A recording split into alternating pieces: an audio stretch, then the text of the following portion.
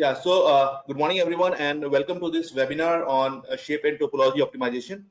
So in this webinar, I'm going to talk about how you can perform various kinds of optimization in COMSOL.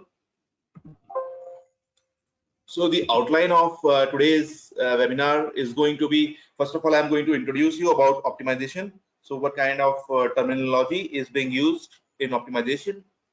Then I will explain you how you can perform design optimization, shape optimization, and topology optimization in COMSOL through an example. Meanwhile, if you have any queries, feel free to type them in the question tab, and I will be happy to take them at the end of the session. So just to begin with, I will first launch a poll so that I can understand why you are trying to, what you are interested in learning. So I will give you 30 seconds to reply to this one.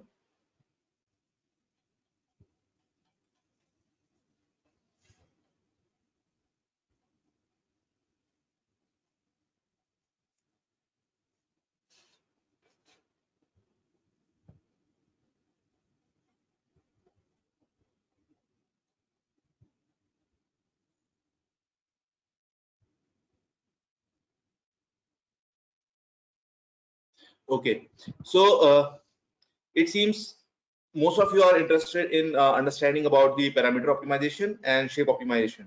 Some of you are also working on topology optimization, I guess, and some of you are still exploring. So yeah, it's quite even audience in today's session, and yeah, I will look forward to it. So first of all, what is optimization? So optimization is nothing but it's an improvement of an objective function by changing its control variables while satisfying a set of constraints. Now, what exactly it means? So let's suppose that you are working on a problem, or you are working to develop a product, and now you want to increase the performance of that product. So what you do is you try to set an objective function, so which explains you, okay, which kind of parameter you want to optimize.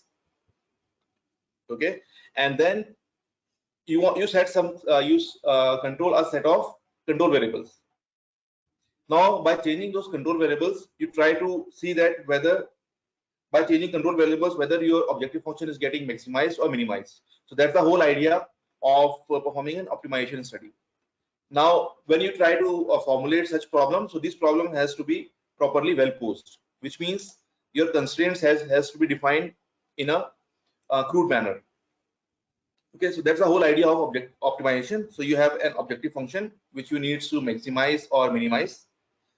Second, based on certain control variables, you are going to do that. Okay, and those control variables has to be defined under a set of constraints. Okay, so generally what happens is these objective functions are used to quantify the performance of a design basically. So by convention, it should be minimized, but COMSOL supports maximization. Okay, COMSOL also supports constraint functions and bounds for control variables. So you can apply those bounds directly in the software. Okay, now if you see this figure, so here you can see a function. Okay, let me just pick a color. Now this is our function, okay, which we need to optimize. So the optimum value, if you see in this figure, is this highest point on this curve. Okay, so that denotes the maxima of this particular curve. Now this problem is being defined in some bounds. So these are these bounds which are defined in terms of chi1 and chi2. Okay, now these chi1 and chi2 are the control variables. Now these control variables also needs to be bounded by constraints.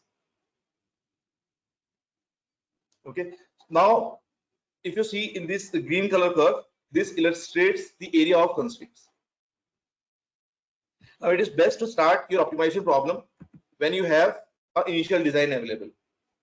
So you provide some initial values to your design so that you can at least get a proper solution of it, so that you can start reaching to your optimum location from that initial design.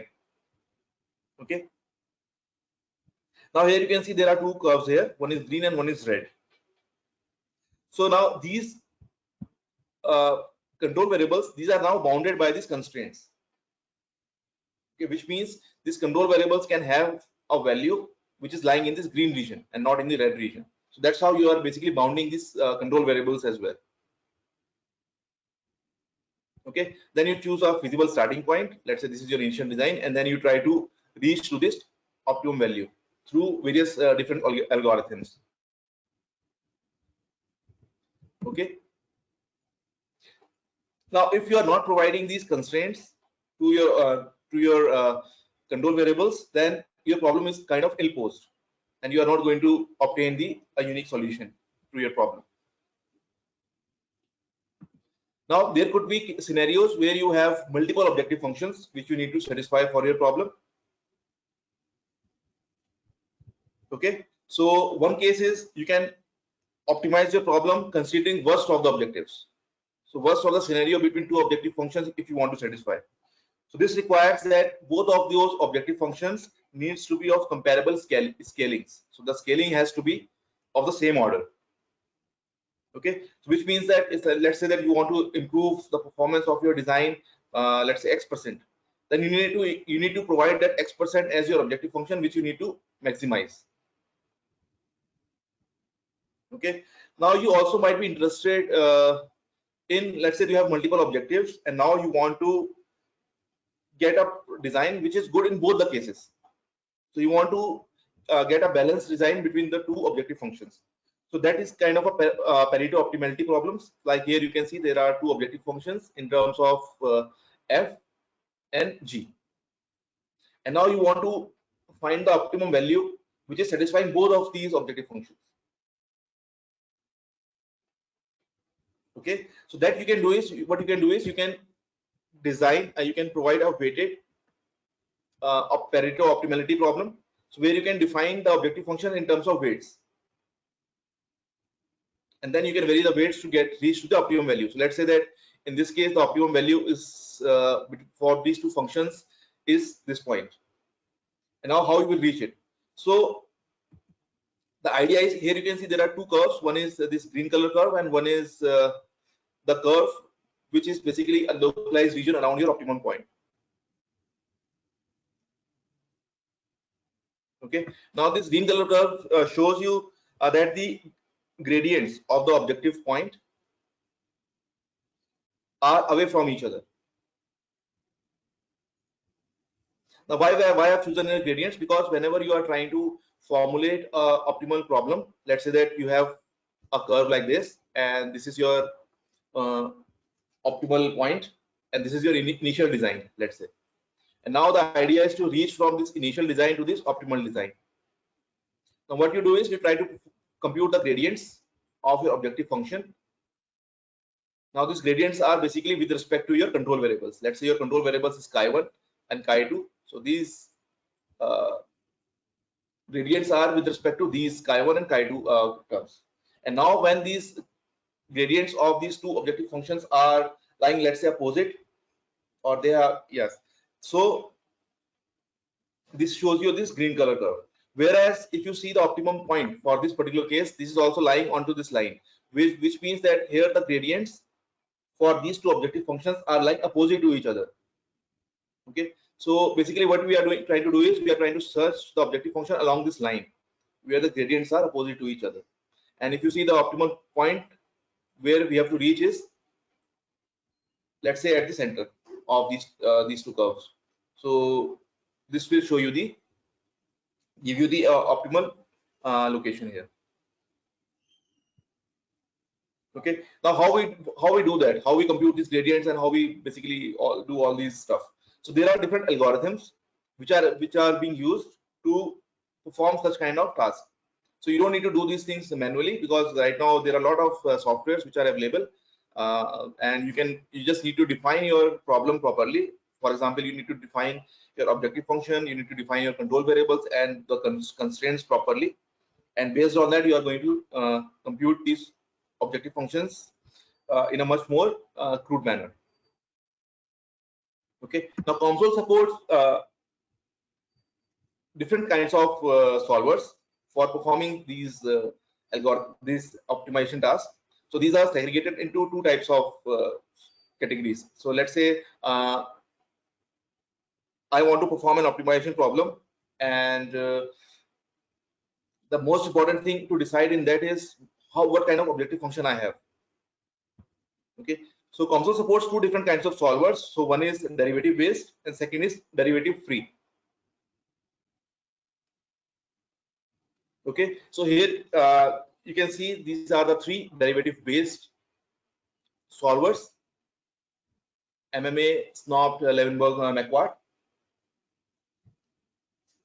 So these solvers are basically used when you have your optimization or your objective function, which is differentiable and continuous. Okay, the advantage of using derivative based solvers are, let's say that you have multiple control variables.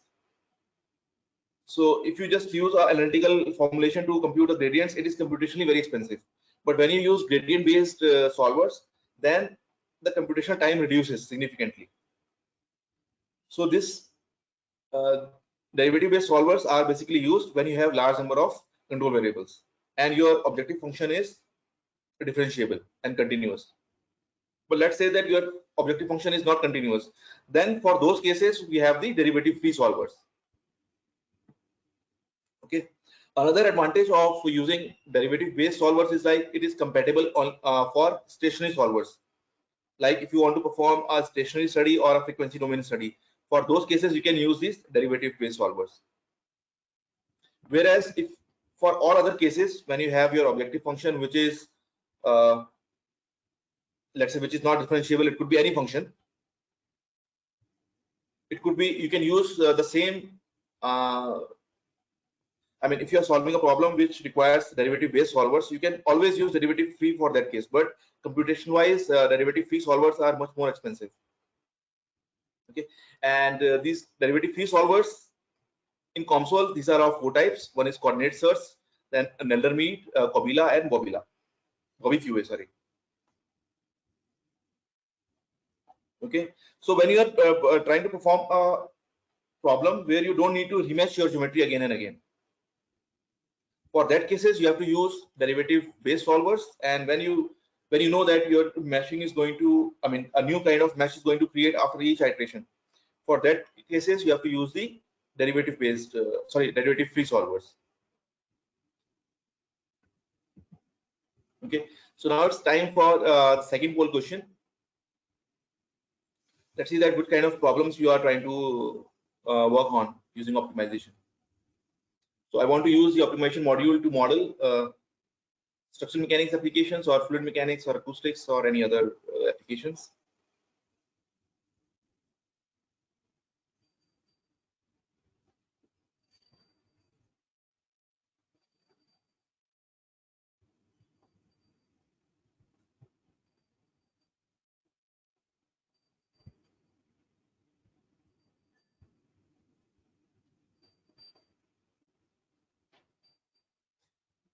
Okay, so it seems most of you are interested in structural mechanics, multiphysics, and fluid mechanics problems, and a small portion of audience is also interested in some other application. Okay, so now I will start explaining you how you can perform different kinds of optimization in COMSOL. So I will directly show you how you can implement a particular optimization problem in COMSOL. So I have taken an example of a beam. Okay, so it's a cantilever beam which is fixed at one end, and I'm applying a load on the surface of the beam, and now I'm trying to modify the shape of this particular beam so that I can achieve my objective function. Okay, now what is parameter optimization here? Parameter optimization is like, suppose like you have created your geometry which is defined on a set of parameters. So it could be dimensional parameters or it could be material parameters or any other parameters. Okay, now if you want trying to modify those I mean those parameters to obtain the optimized geometry, so that constitutes the parameter optimization problem. So let's say that you have a plate and it consists of some number of holes. Now you want to decide, okay, what should be the thickness of the plate or what should be the size of the holes to reach your objective function. So that means that you are basically trying to parameterize your dimensions okay, in order to achieve the objective function. So what the software will do, it will try to play with different parameters to see that at which parameter you are going to get your objective function. So this is the classical case of parameter optimization. Now we can see that suppose you have a plate, and now let's say there is only a single hole, and you want to control the size of the hole to achieve your objective function. So first thing is you will try to see if the radius will increase, what is going to happen. If the radius will decrease, what is going to happen. So every time this iteration is going to happen, the meshing needs to be done again and again. The meshing is going to change after each iteration. Okay, so which means that we are going to use a derivative free solver to perform a parameter optimization problem. Now here you can see the example of a beam. Okay, now this beam is fixed at this end, at the left hand. This beam is fixed.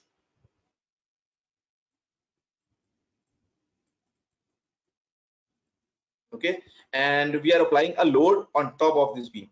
So this load, this black color curve which we are seeing here, this is the load which is spatially varying in the x direction. So let's say this is my x and this is my y axis. Now this load is varying along the x axis. Okay, now my idea is to minimize the mass of this particular beam in order so that the deflection at this point, because here I'm going to get the maximum deflection at this point. So the deflection at this point, let's say I denote this deflection by DEF. My deflection should be less than, let's say, 1 micrometer. Okay, now my objective function will be to reduce the mass. Okay, so the mass will be my objective function. This I want to minimize or maximize. Now, on the basis of what parameters or what variables I'm going to achieve this. So what I can do is I can set a set of control variables as the coordinates of this point. So the thing is, since this end, the left hand is fixed, I cannot remove material immediately from the left hand because it's fixed. So I need some material to be placed there, right? And since I'm applying a loading on top of this beam, so I cannot remove the material from on top of this beam as well. Okay, the only place where I'm going to I can remove or I can change my geometry is in this region. Okay, so what I'm doing is I'm trying to keep the above region as intact. So I don't want to change my this geometry here. So the place where I'm going to change my geometry, this is known as my design space. Okay, so this is the place where I'm going to change my design. And how I'm going to change it, what I've done is I have defined the coordinates of this point as my control variables, which means that if I change the location of this point, let's say I make the location of this point here, now my geometry will become something like this, right? And now I will see that whether my mass has been reduced to achieve my objective or not. Similarly, next point could be this one, and now again the geometry will become something like this, and again I will see whether my objective function has reached or not. So this way iteratively I will try to move my x this point, okay, which I have denoted as x opt and y opt. Now this x opt and y opt will become my control variables now. Okay, and this deflection will be my constraint because this is the constraint which I want to satisfy in order to achieve my objective function, and the objective function will be the mass of my beam. Okay, now let's see how we can set up this problem. First you can see the solution, how it looks like. So it will keep on iterating until it reaches a shape or a geometry in which I have minimized my mass, constraining my deflection at this point. Now we will see in console how we can basically create or fix this problem. So now I have opened console where this problem has already been set up here. So I will show you how what we have done to set up this problem. Okay, now this is our beam. Here you can see that I have divided this beam into two sections. So it's just for my convenience I have done that. Okay, now if I want to compute the mass of this beam, what I can do is I can integrate the density of this beam over the volume and I will get the mass. So that's what I have done. I've used an integration operator to integrate this domain, and then I've applied this integration operator on the density. So solid dot rho denotes the density, and this will give me my mass. Okay, and then to pick the displacement at this point, again I have used a integration operator on a point. So if I integrate a point, so it will give me the value at that point. That's it. So I've used the integration operator again on this point, and here I have used solid dot disp, which is the total displacement at this point. I have used this as my argument for the integration operator. Okay, now here you can see I have also divided this by some values here. So why I have done this, because whenever you are trying to define an objective function, you please try to normalize it. Okay, so I have normalized my objective function based on the mass, initial mass. So initially I know the mass of my beam is m0, so which I have defined in my parameters. Okay, and similarly I know the maximum displacement of my this, because this is not constraint. So I know that the maximum displacement should be 0.2 mm. So that's what I have defined it to normalize my displacement at that point. Okay, now as I mentioned that this point which is shown here needs to be my control variable. So I have defined the coordinates of this point as my parameters. So if you go to parameters, you can see that this x opt and y opt I have defined in my parameter list, so that I can vary these parameters in my optimization. Okay, now while creating my geometry, I have used these x opt and y opt in my geometry. That's how I have created it, because that is how this parameter is going to happen. Similarly here, okay, now I have defined my material, and then in the physics setup, this is my fixed constraint, so these boundaries are fixed, and here I am applying a load which is varying in the x direction. So I have not, you can see that I have not touched the physics here, I am only modifying the geometry here. And then I have created a mesh. Now how to add optimization? So when you add a study here, so let me add a new study. Let's say I want to perform a stationary study. So once you right click on study, you will get the option of optimization. So once you click here you need to first of all select the optimization solver. So these are the solvers which I was talking about in my previous slide. So this coordinate search, Monte Carlo, Nandermead, Bobby QA, Cobila, these are all gradient free solvers, and SNOP, MMA, and Levenberg McQuart, these are all the gradient based solvers. So for this case, since I'm going to rematch my geometry again and again based on the position of my this point, so I have to choose a gradient free solver, and Nelderbead is quite robust in that case scenario. And after that I need to define my objective function. So in this case, since I have defined my objective function as mass, I can directly write my objective function here as mass. Okay, and then I have to define my control variables. Now I can select add button and I can define my control variables as x opt and y opt, and here I need to write my bounds here. Okay, so this will form my design space, so which up to which variables I need to vary my x opt and y opt. Okay, so if you see here, so this x opt, first of all our initial value has been set up. Now this initial value has to be set up so that you can get an initial design. So if you remember in my slide, I showed you that when you try to start your optimization, you have to start with the initial design. Okay, so this initial design has to be well bounded and it has to be solvable. So this is what is being done here. So it is starting with the initial value, then the scaling. Okay, this scaling shows the order of your values, and then the lower bound and the upper bound. So here it is very clear that we have created this design space, which means that this opt can take a value from this point to this point, and y opt can take the value from this point to this point.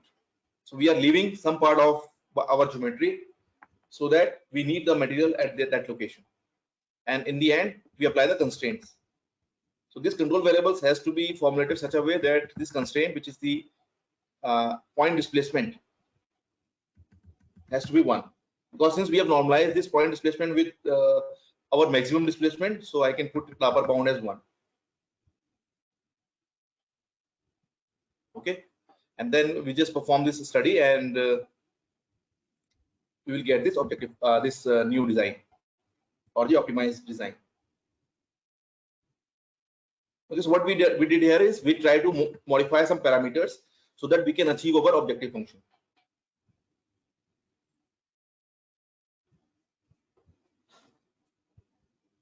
Okay, so that was the whole idea behind this exercise. Now let's move to the shape optimization. So what is different here now? So in shape optimization, what we do is we try to control the shape of our boundaries using some polynomials. Okay, so this occurs early in the design process, and you need to put more care while you define your design variables. Okay, now it is generally used when you try to enhance the performance of your design. So when you already have your design and you need to increase the performance of your particular design, then you use the shape optimization. And here we are not going to use our control variables the way we were using in the parameter optimization, but here what we are trying to do is we will try to modify the shape of our geometry here. Okay, now again I will pick the same problem where I have this fixed boundary, and on the top there is a loading which is applied, and now I want to modify the shape of my bottom boundary so that I can achieve my objective. Okay, now COMSOL provides you different kinds of polynomials such as Laplacian polynomial and Bernstein polynomial, which you can employ to control the shape of this polynomial boundary. Okay, so we will apply the polynomial boundary onto this bottom surface, and we will see how the shape changes. Okay, the place where you don't need to change the shape, you can use a free shape symmetry. Here you can see that we have, once the polynomial boundary is being applied, this is the new optimized shape,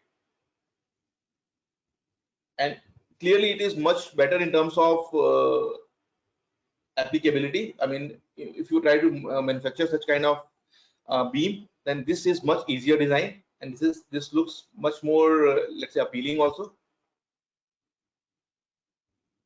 Okay, instead of the previous design where we have got something like this, some kind of this kind of curve which we got last time. Now when you use a shape optimization where you're not trying to remesh your geometry again and again, you're just trying to modify the shape of your boundary. Okay, so that then you can use the gradient based optimization solvers, and these solvers are much more robust when you have multiple control variables, so computationally it is much more efficient. Okay, so let's see how we can implement this in COMSOL. Now again I have the same problem in hand where I have a beam, and if you see the physics, so this boundary is fixed and a boundary load is being applied on top. Now our objective is to change the shape of this bottom boundary. So what we do is, under definitions, we have this shape optimization node. Okay, and first we apply the shape optimization node to our domain, because our domain is free to deform. So that deformation we have to apply through a free shape domain boundary, and then we need to modify the shape of our boundary. So we will provide this boundary as our polynomial boundary. Okay, so once you select polynomial boundary,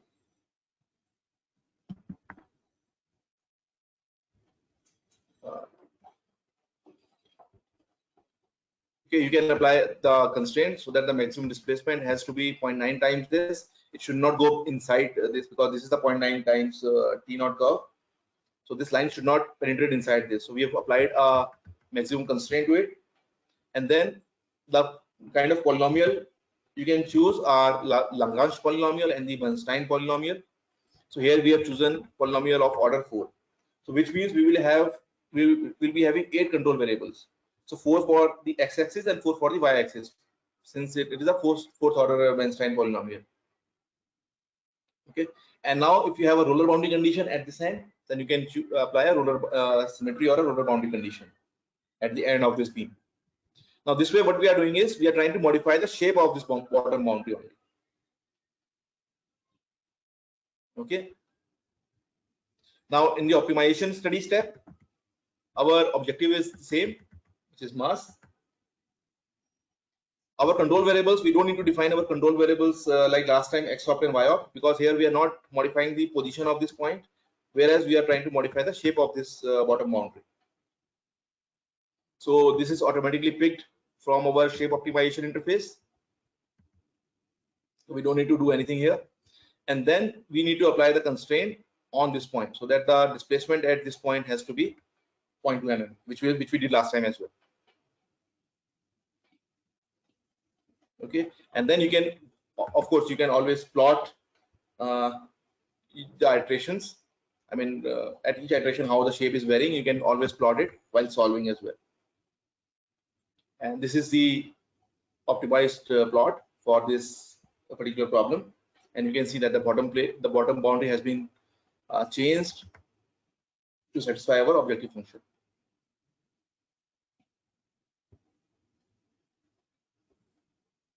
Okay. Now let's take some other examples.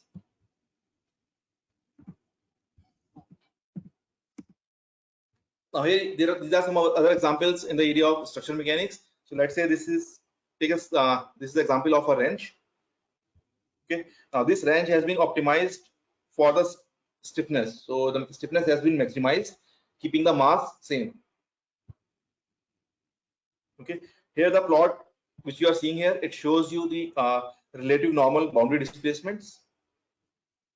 So in this case, you can see that the material has been removed from the head of this wrench, and also some material has been removed from the handle of this wrench or the end of this wrench. Okay.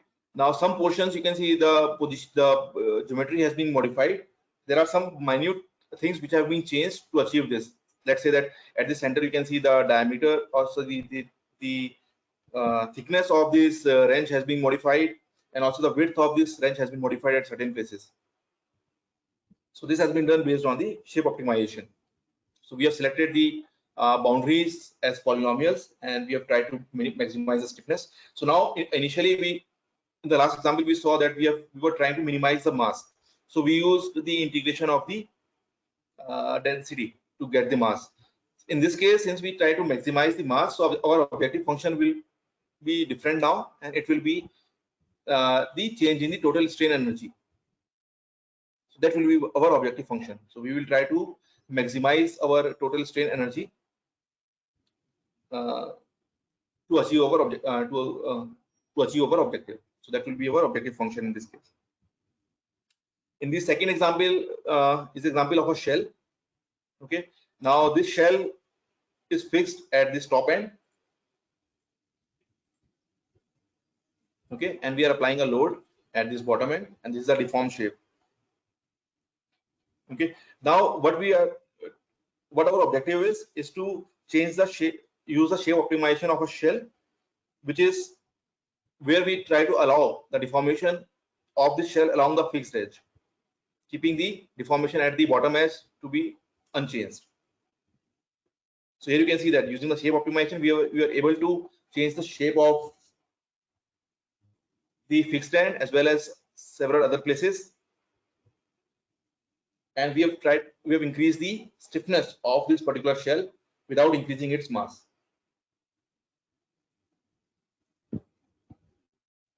Okay, so next example is of fluid mechanics, where we have used a Tesla micro valve. The idea behind this micro valve is like you have a flow inlet and outlet, and you try to maximize the flow from inlet to outlet and minimize the flow from outlet to inlet, and the backflow minimized. So that is the idea of this micro valve, and we have used shape optimization to achieve this objective. So what we have done is we have used these red color veins to control the flow, but we are not sure of the shape of these veins here. So we have used shape optimization to change the shape of these veins, and this green color curve which you are seeing here, these are the new shapes of these veins to maximize the ratio of inlet to outlet flow without changing any pressure drop. Okay, so this has been achieved using the shape optimization, and here you can see the distorted meshes near these veins, and this has been computed using the gradient based solvers. Okay, similarly you can take another example of another physics area, let's say acoustics. So here this is the example of our acoustic demultiplexer. The idea behind this this demultiplexer is you have an inlet, a single inlet, and two outlets are there, and you try to distribute the energy among these two outlets. Okay, so in this case the objective was, since there are a lot of different cavities here, you can see there are almost 19 cavities which is present inside this domain, and you try to modify the shape of these cavities so that for a particular frequency you get one input and one output, and for an output from one end, and for some other frequency band you get output from the other frequency band. And here clearly it is being shown that for the left side figure, the inlet, from the inlet you are getting the energy output from, let's say, output 1, and for the second case on the right side, for the same input you're getting the output from the second outlet for a different frequency band. So by changing the shape of these cavities, this objective has been achieved. Okay, now let's move to the topology optimization. So topology optimization is performed in the initial design phase. So whenever you are designing, you are thinking of any or you're conceptualizing any particular design. So in that case, the first thing is to perform a topology optimization. Okay, so it works in defining a new distribution of the material as control variable, and it inserts or removes material from your domain, okay, in order to improve your objective function. So whenever you need to increase the material or decrease the material from your domain to achieve a particular objective, then basically what you are doing is you are trying to change the topology of your domain, and for that case you need to use the topology optimization.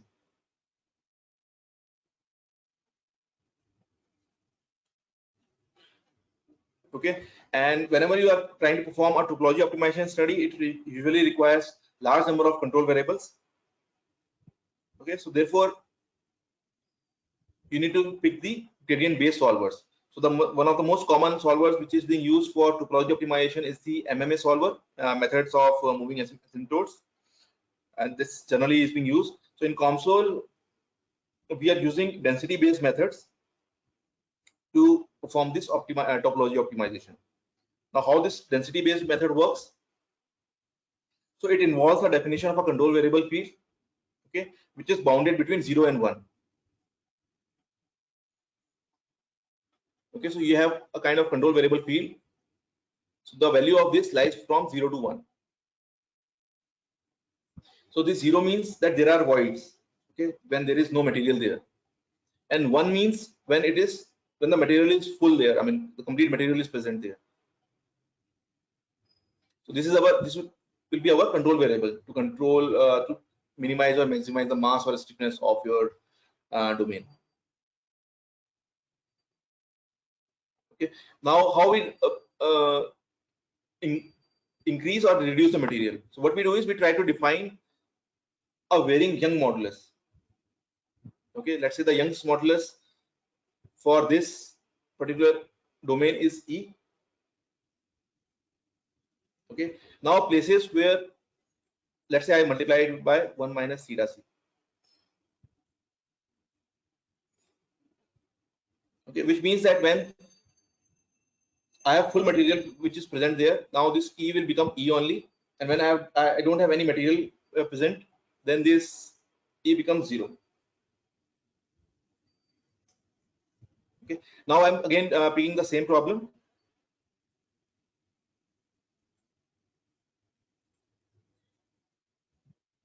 Okay, I'm just erasing this. Okay. Now I'm picking the same problem which I have been working with in parameter optimization or shape optimization. Now I'm going to perform the topology optimization of this B. Okay. In this case, as I mentioned that I need to keep some part of my domain intact. I don't even want to remove material from there. So let's say that that domain is this one.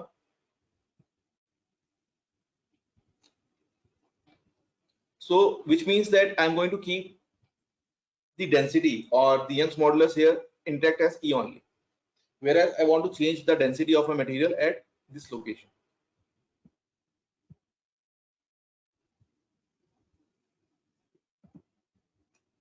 Okay. Now, when you are performing a topology optimization study, so we have this T topo1 dot theta average, which is the material volume factor, as our objective function. So this basically needs to be maximized or minimized in order to achieve, in order to get your required design. Okay, and as I mentioned that we are using a density based method, so I will show you how this is being implemented in COMSOL. Now again, the geometry is the same, which we have been discussing throughout. In this case, if I go to definitions here I can get the option of topology optimization, and here we have this density model which is present here. Okay, so I have picked it, this topology optimization, and here I have selected my density model. Okay, which means I'm going to perform my topology optimization in this domain. So I've selected this particular domain here.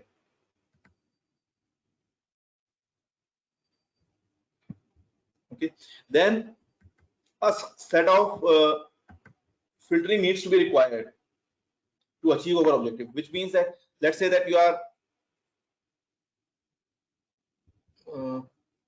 I will show you here. Let's say you are getting these values here, but you want to, generally the values are not always 0. So let's say that I told you that at places where there is no material, the value has to be, the control variable has to be 0 there. But it rarely happens that the value is 0, because that will create numerical problems if the value becomes 0 there. So the values are much less. Okay, and there are some places near this region. Let's say this is our optimal design, right? But there could be some regions near this domain where the values are of comparable values. So let's say here if the value is 0.9, so near this region the value could be 0.87 or 0.85. And now if you want to bring these optimized value to much height, what you do is you try to provide a filter there so that the less value becomes much less and the high value becomes much higher. So if I write here 0.9 cube and if I write here 0.8 cube, so now if I provide a cube of these two values, then the difference of the value becomes very large. That's the idea behind performing filtering there. So here a Helmholtz filter is being used of radius h. So this h is nothing but the size of the mesh. So here this is being used, this is being input as default, so you don't need to change it, but this denotes the size of your mesh. Okay, then you apply a projection, because if the image which you are going to get after optimization is hazy, then you need a projection to increase the contrast of your image. Then you use the SIMP interpolation. Okay, and this means solid anisotropic material penalized factor. And after that you need to prescribe the density as 1, where you don't need to remove the material, because here the density is not going to change on top of this beam. So here we have used this density as 1. Okay, now we will move to solid mechanics. As I mentioned that we need to modify the Young's modulus of this domain, because currently it is not, this topology optimization is not linked with our model yet. How we will link it? provide the Young's modulus E to this top domain, which is not going to change, and we use a new Young's modulus ESIMP, which needs to be provided in the bottom domain. Now, what is this ESIMP? This is nothing but your theta p times E. So whenever theta p is 0, which means there is no material, then E also becomes 0. And when theta p is 1, then this ESIMP becomes 1. And this theta p is our control variable, which we are going to change, keep on changing in order to achieve our objective function. Okay, this is what we need to do to perform this topology optimization setup, and then we will again go to our optimization node here. Now, instead of any gradient based solvers, here we are using a gradient free solvers. We are using a gradient based solvers now, which is MMA. Okay, and here objective function we are using theta average. So this is the material penalized volume factor. So whenever you are performing a topology optimization, you have to use this expression. From where I got this expression, you can go to topology optimization node, and here you can expand and go to equation view. And here you can expand these variables, and you can see theta average. So this is what we are using as an objective function, which is the average material volume factor. This variable we have used here. Okay, and then control variables are used from a density model. You don't need to write anything here explicitly. And then the constraint, which is the displacement at the extreme right point. So this we have provided as a constraint here. Okay, and that's it. After doing this, you get this a new topology where you can see the material has been removed at certain locations, and this is the final topology model which is being obtained here.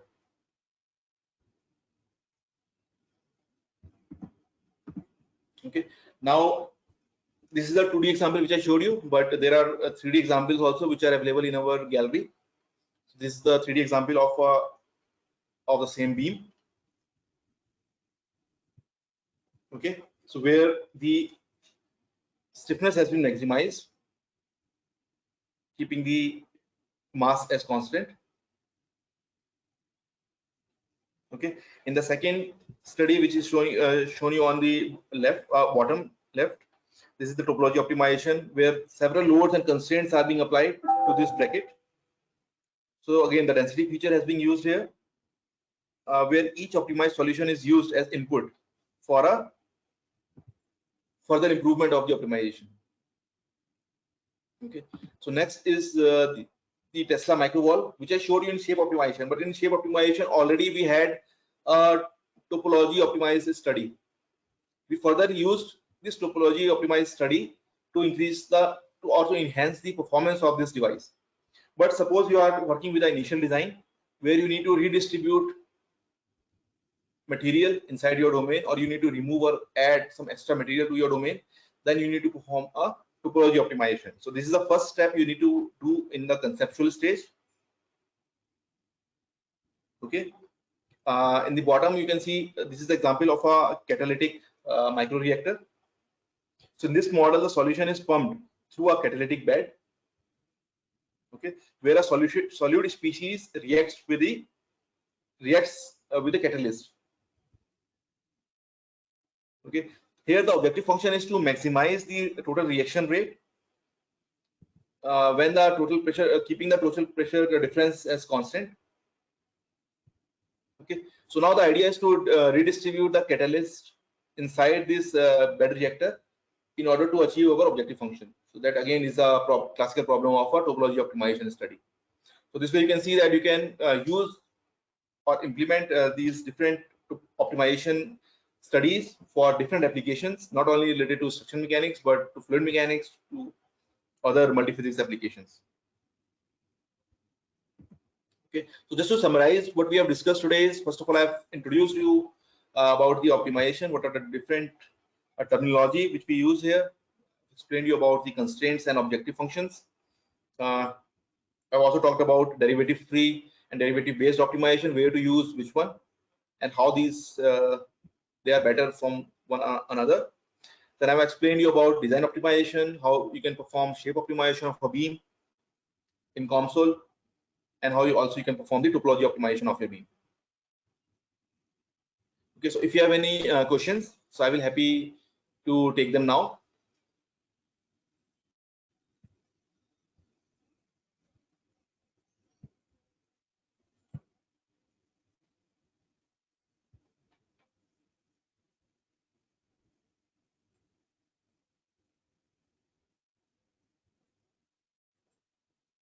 So one query I'm getting is how COMSOL is useful in heat transfer problem. So we have a full-fledged heat transfer interface where you can perform all different kinds of problems related to conduction, convection, or phase change, radiation. So you advantage is like it's a multi-physics tool, so you can combine heat transfer with fluid mechanics or structural mechanics to compute thermal stresses, or to perform conjugate heat transfer, or to formulate phase change problems. So all these things you can use with the heat transfer.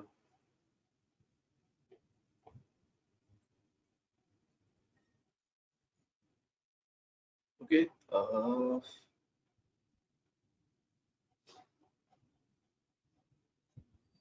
So one query I'm getting: can we apply parameter and shape optimization at the same time?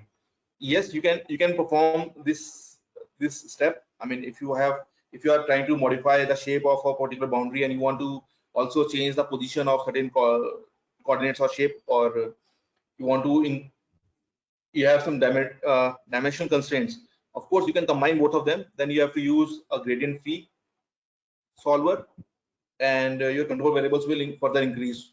But you can always perform both shape optimization and parameter optimization at the same step.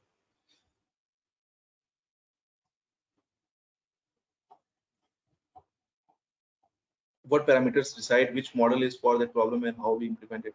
Yeah, so that depends on the kind of problem you are trying to solve and which parameters you want to control. So it's always problem specific. So can we optimize the surface area of sphere? Yes, you can do that. So it, of course, I mean, this can be done.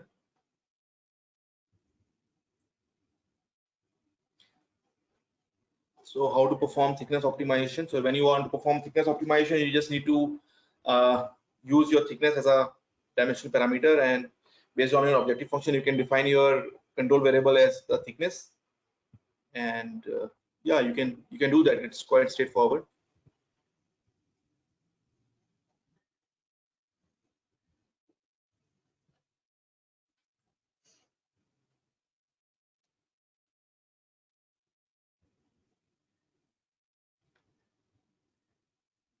Topology optimization for maximum heat transfer. So yeah, so these are all problem specific. Of course, you can perform topology optimization for any kind of multi-physics problems in COMSOL. So that's the main advantage of using COMSOL. So it is not limited to any particular physics as per se. So you can use it for any application. One query is, what does roller boundary means? How does it significantly signify the shape optimization? So roller boundary is nothing but you're constraining the normal displacement of that boundary. That is meant by roller boundary. And since you're not, the normal displacement is constrained, which means that you're not trying to change the shape of that boundary.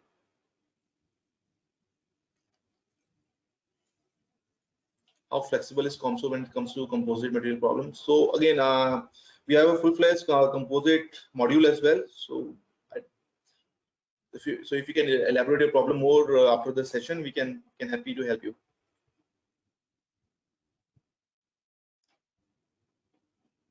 How can I optimize existing model with reference data? So let's suppose that you are trying to optimize a problem where you have some experimental data, okay, and you want to do maybe compute the properties of your material based on your experimental data you have. So that also you can easily perform using parameter of optimization. So we have a number of examples how you can do that. So after the session, we are going to give you the link also of this today's webinar, so you can go through it again.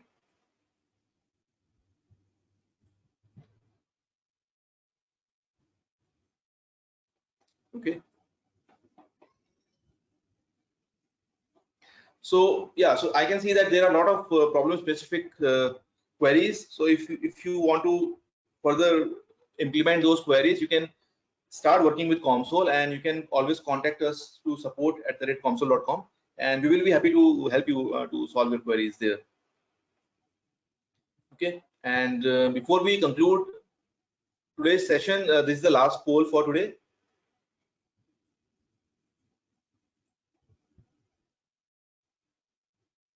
So after this session, what you would like?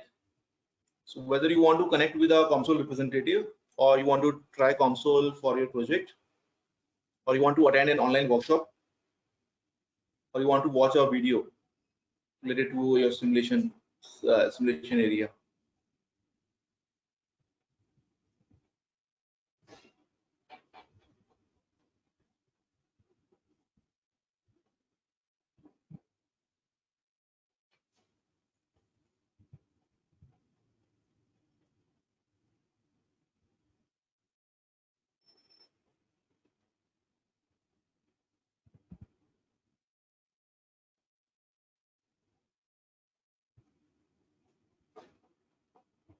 Okay, so yeah, it seems that the audience is evenly distributed. Some wants to try COMSOL for the project, some wants to attend online workshop. So that's quite encouraging. Yeah, so with this note, I want to conclude my today's webinar, and I hope this webinar was useful for you. So in case you have any further queries, please feel free to contact us to support. Okay. Yeah, thanks for your time, and thanks for attending this webinar.